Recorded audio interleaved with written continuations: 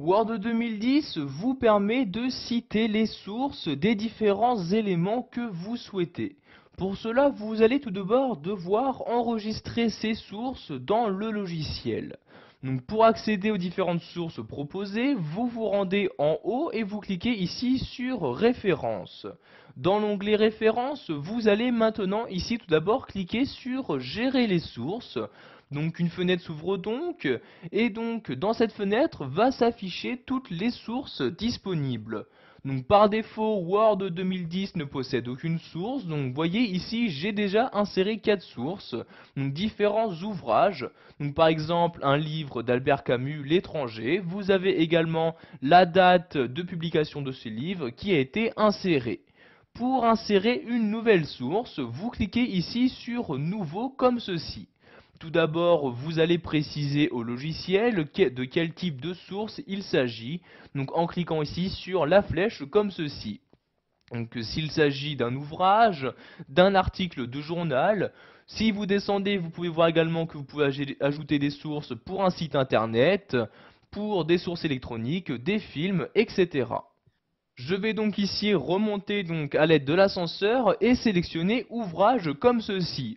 Vous pouvez, si vous le souhaitez, renseigner la langue de l'ouvrage en cliquant sur la flèche. Donc ici, je vais mettre le français. Ensuite, vous insérez l'auteur de cet ouvrage, donc en cliquant à l'intérieur du champ et en rentrant donc le prénom et le nom de l'auteur. Donc ici, je vais par exemple mettre Gustave Flaubert comme ceci. Ensuite, vous cliquez dans le champ titre et vous insérez donc le titre de cet ouvrage. Donc ici, je vais mettre le titre d'un livre Un cœur simple comme ceci. Ensuite, si vous connaissez les différentes informations comme l'année, vous pouvez également la renseigner. Donc ici, donc l'ouvrage a été publié en 1875 comme ceci. Si vous connaissez ou encore la ville ou encore la maison d'édition, vous pouvez également donc renseigner ces différents critères.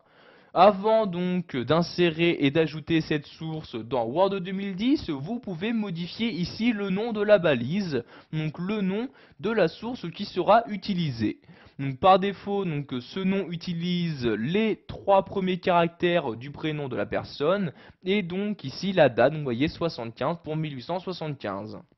Donc ici nous allons laisser le nom de la balise comme ceci et je clique sur OK pour insérer la source donc dans Word 2010. Donc sachez que vous pouvez ajouter autant de sources que vous le souhaitez. Je n'ai juste qu'à cliquer ici sur nouveau. Je vais par exemple ajouter une dernière source, donc de nouveau un ouvrage, l'auteur, donc je clique dans le champ, je vais ici mettre Alexandre Dumas comme ceci. Ensuite pour le titre je vais mettre 20 ans après, donc comme ceci, donc je saisis à l'aide de mon clavier, puis je vais également renseigner l'année, donc ici 1845. Je clique ensuite sur OK pour ajouter la source à Word 2010. Vous avez donc maintenant toutes ces sources qui ont été ajoutées donc à Word. Vous pouvez donc les utiliser donc dans les listes actives.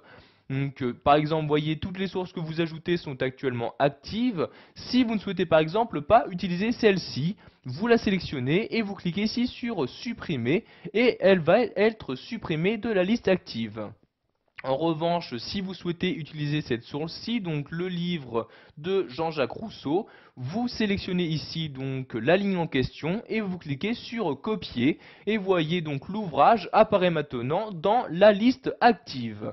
Je clique donc ici sur fermer comme ceci et nous allons donc voir comment insérer des citations pour citer les sources correspondantes.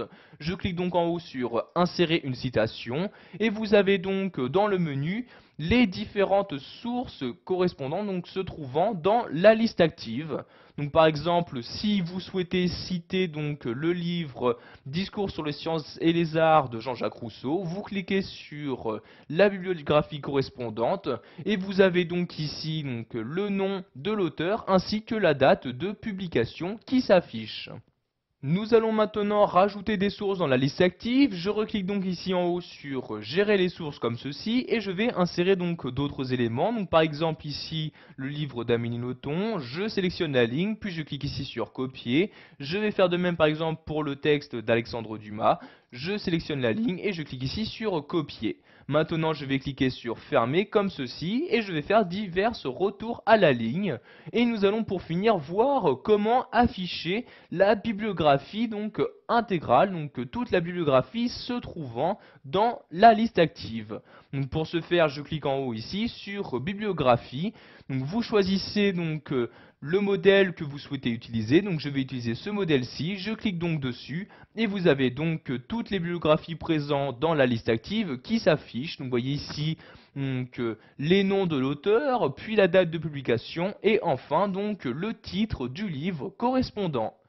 Voilà, vous savez maintenant comment utiliser la bibliographie présente sous Word 2010 pour insérer